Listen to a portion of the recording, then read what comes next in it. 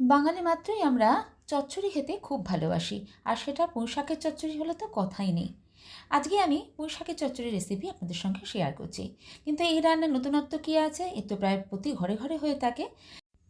কিন্তু আমি আজকে পুঁই শাকের চচ্চড়িটা একটা এমন জিনিস ব্যবহার করব যাতে স্বাদটা কিন্তু অনেক গুণ বেড়ে যাবে।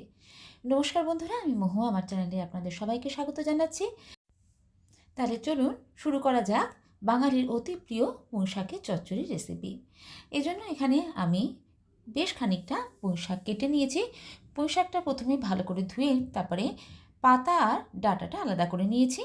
পাতাগুলো দেখতেই পাচ্ছেন একদম পরিষ্কারভাবে 2-3 বার ধুয়ে নিয়েছি, আর ডাঁটাগুলো ধুয়ে তারপরে এরকমভাবে কেটে নিয়েছি। খুব বেশি বড় বড় কাটিনি, ঠিক এইভাবে কেটে নিয়েছি। এরকমভাবে কাটলে খেতেও সুবিধা হয়। আর ডাঁটাগুলো মাঝখান থেকে একটু চিড়ে দিয়েছি যাতে তাড়াতাড়ি রান্না হয়ে যায়। এবার এটাকে সাইড করে রাখলাম। পুঁই শাকের চচ্চড়িতে অবশ্যই কিছু সবজিও আমি ইউজ করব। এখানে আমি নিয়ে নিয়েছি খানিকটা কুমড়ো, খানিকটা পটল আর আলু। আলুটা আমি এইভাবে কেটেছি, আর কুমড়োটা একটু বড় করে কেটেছি যাতে কুমড়োগুলো গলে না যায়। আর 5-6খানা পটল খোসা ছাড়িয়ে কেটে নিয়েছি। আজকের রেসিপিতে আমি ব্যবহার করব মুসুরির ডাল। ডালটা আমি 2-3 বার ভালো করে ধুয়ে 1 ঘন্টা আগে ভিজিয়ে রেখেছিলাম। ডালটা খানিকটা নরম হয়ে গেছে। এবার ডালটাকে বেটে নেব। আজকে পুঁই শাকের চচ্চড়িতে এই ডালটাই আমি ইউজ করব, আর ডালটা এই জন্য বেটে নিচ্ছি। এতে আজকে পুঁই শাকের চচ্চড়ির টেস্টটা কিন্তু অনেক গুণ বেড়ে যাবে। ডালটার মধ্যে একটা কাঁচা লঙ্কা দিলাম আর 2 কোয়া রসুন দিয়েছি। এবার এগুলোকে জল ছাড়া একদম বেশ শুকনো শুকনোভাবে বেটে নেব, যেমনভাবে আমরা বড়া করার সময় বাটি ঠিক সেইভাবে। এবার এই ডাল বাটার মধ্যে আমি একটু নুন দিয়ে দিলাম আর সামান্য একটু হলুদ গুঁড়ো দিয়ে ডালটাকে এবার ভালো করে ফেটিয়ে নেব। প্রায় 1-1.5 মিনিট মতো ভালো করে ফেটিয়ে নেব।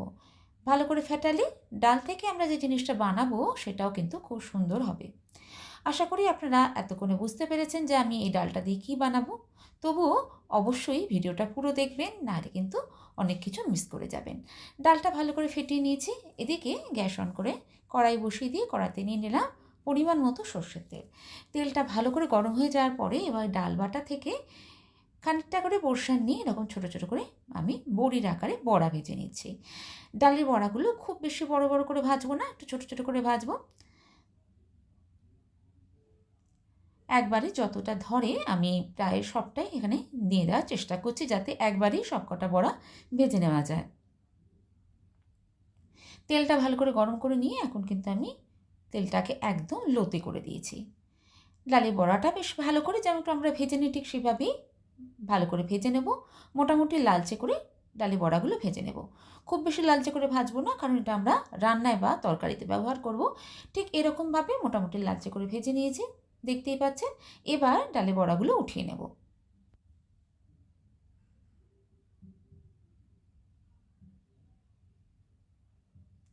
ডালের বড়াগুলো তুলে নেওয়ার পরে আমি এখানে আরেকটু 1 চামচ মতো তেল অ্যাড করে নিলাম। এবার এর মধ্যে ফোড়নে দিচ্ছি 1/2 চামচ 5 ফোড়ন। আপনারা এখানে চাইলে কালো জিরেও ব্যবহার করতে পারেন। 2টো কাঁচা লঙ্কা দিয়ে দিলাম আর দিচ্ছি বেশ খানিকটা রসুন কুচি। আপনারা এখানে রসুনটা থেতো করেও দিতে পারেন, তাতে টেস্টটা কিন্তু বেশ ভালো হয়। রসুন বাটাটা ইউজ না করে ঠিক এইভাবে রান্নায় ব্যবহার করে দেখবেন, এতে স্বাদ আর গন্ধ কিন্তু খুব সুন্দর হয়। ফোড়নটা কয়েক সেকেন্ড নাড়াচাড়া করে নিয়ে এবার এর মধ্যে কেটে রাখা সবজিগুলো দিয়ে দিলাম, আর সেই একই সঙ্গে দিয়ে দেবো কেটে রাখা ডাঁটাগুলো। একসঙ্গে এবার সব কিছু ভাজতে থাকবো। সবজিগুলো কিন্তু ভালো করে ভেজে নিতে হবে। সবজি ভাজার সময় এবার এর মধ্যে দিয়ে দিলাম পরিমাণ মতো নুন আর একটু হলুদ গুঁড়ো। নুন আর হলুদ দিয়ে এবার ভালো করে সবজিগুলো ভাজছি। চচ্চড়ির জন্য এক এক করে সবজি ভাজার কোনো প্রয়োজন নেই, একসঙ্গে এভাবে ভেজে নেব। এতে অনেক কম তেলে খুব ভালো করে রান্নাটা হবে।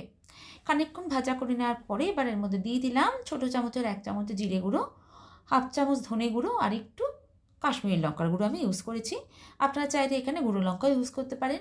আপনারা যেমন ঝাল খান ঠিক সেই অনুযায়ী ঝালটা ইউজ করবেন। আমি এখানে কাঁচা লঙ্কা 2টো দিয়েছি, আর এখানে এজন্য গুঁড়ো লঙ্কা দিলাম না। গুঁড়ো মশলাগুলো দিয়ে এবার খানিকক্ষণ এভাবে কষে নিচ্ছি।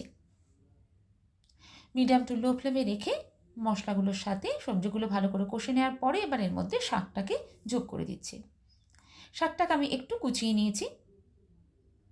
এইভাবে শাকটা কুচিয়ে দিলে চচ্চড়িটা দেখতেও ভালো হয়, রান্নাটা বেশ একটা মাখো মাখো মতো হয়। শাকটা দিয়ে ভালো করে এবার উপর নিচ করে নিচ্ছি। শাকটা হাই ফ্লেমে রেখে এইভাবে নাড়াচাড়া করতে করতেই দেখবেন খানিকটা নরম হয়ে যাচ্ছে। এবার সব শাকটা দিয়ে আবারও এইভাবে নাড়াচাড়া করে নিচ্ছি।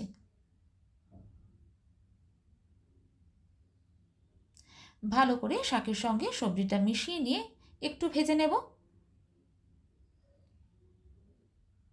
প্রায় 1 মিনিট মতো আমি একটু ভেজে নিচ্ছি। এইভাবে একটু ভেজে নেওয়ার সঙ্গে সঙ্গে দেখুন শাকটা বেশ মজে যাচ্ছে। এবার ফ্লেমটা একদম কমিয়ে দিয়ে ঢাকা দিয়ে রান্না করে নেব। প্রায় 10 মিনিট মতো ঢাকা দিয়ে রেখেছিলাম। শাক, ডাঁটা, সবজি সব কিছু কিন্তু খুব সুন্দরভাবে দেখুন নরম হয়ে গেছে আর সব কিছু সিদ্ধও হয়ে গেছে।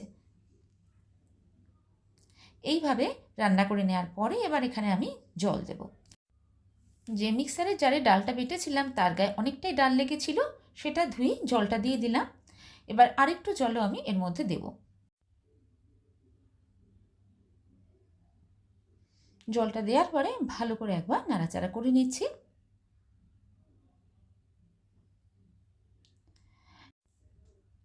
এই সময় আমি একটু এখানে চিনি দিয়ে দিচ্ছি। পুঁইশাক রান্নাতে হালকা একটু মিষ্টি হলে খেতে বেশ ভালো লাগে, তবে আপনারা যদি চিনি একদম পছন্দ না করেন তাহলে এই সময় স্কিপ করবেন। নুনটা একটু কম লাগছে, এই জন্য একটু নুনও দিয়ে দিলাম।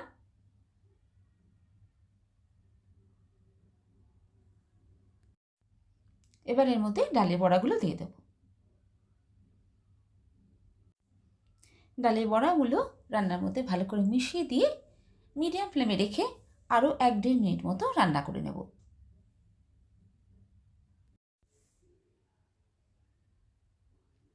ডালের বড়াগুলো আস্তে আস্তে দেখুন ঝোলটা অ্যাবজর্ব করে নিয়ে বেশ খানিকটা ফুলে গেছে আর এখন রান্নাটা বেশ মাখা মাখা মতো হয়ে এসছে। নামাবার আগে এবার এর মধ্যে দিয়ে দিচ্ছি ভাজা মশলার গুঁড়ো। এখানে আমি জিরে, ধনে আর একটু গরম মশলা শুকনো কলায় ভেজে গুঁড়ো করে নিয়েছিলাম। ভাজা মশলাটা দিয়ে এবার এইভাবে একটু নাড়াচাড়া করে মিশিয়ে নেব। ভাজা মশলাটা দিয়ে আর জাস্ট 1 মিনিট রান্না করে নেব, যাতে ভাজা মশলার গন্ধটা রান্নার মধ্যে খুব সুন্দরভাবে মিশে যায়। পুঁইশাকের চচ্চড়ি এখন আমাদের একদম শেষ পর্যায়ে। ঝোলটা সম্পূর্ণ টেনে নিয়ে দেখুন একদম মাখা মাখা মতো হয়ে গেছে। ঠিক এরকমভাবেই চচ্চড়িটা আমি নামাবো, তাই এই পর্যায়ে গ্যাসের ফ্লেমটা অফ করে দিয়ে ঢাকা দিয়ে 5 মিনিট রাখবো, তারপর সার্ভ করব। বানিয়ে নিলাম পুঁইশাকের চচ্চড়ি মুসুরির ডালের বড়া দিয়ে। পুঁইশাকের চচ্চড়ি আমাদের সবারই ভীষণ প্রিয়, আমিষ নিরামিষ নানারকমভাবেই আমরা খাই। একবার এইভাবে মুসুরির ডালের বড়া দিয়ে করে খেয়ে দেখতে পারেন, আশা করি আপনাদেরও খুব ভালো লাগবে। ডালের বড়ার টেস্টটা এই শাকের মধ্যে কিন্তু ভীষণ সুন্দর লাগে। যদি 2-1টা বড়া ভেঙে দেন আর সেটা যদি রান্নার মধ্যে মিশিয়ে দেন তাহলেও কিন্তু খেতে খুব ভালো লাগবে। গরম গরম ভাতের সঙ্গে পুঁইশাকের এই চচ্চড়ির টেস্ট কিন্তু অনবদ্য লাগে। তাই একবার হলো এইভাবে বানিয়ে খাওয়ার অনুরোধ রইল। ভালো লাগলে লাইক আর শেয়ার করতে ভুলবেন না। আর যদি আজকে আমার চ্যানেল নতুন ভিজিট করেন, রেসিপিটা ভালো লাগলে চ্যানেলটা সাবস্ক্রাইব করে নেওয়ারও অনুরোধ রইল। আজ আসি বন্ধুরা, আমাকে নতুন রেসিপি নিয়ে আপনাদের সঙ্গে দেখা হচ্ছে। সবাই ভালো থাকবেন, সুস্থ থাকবেন, সবাইকে অসংখ্য ধন্যবাদ।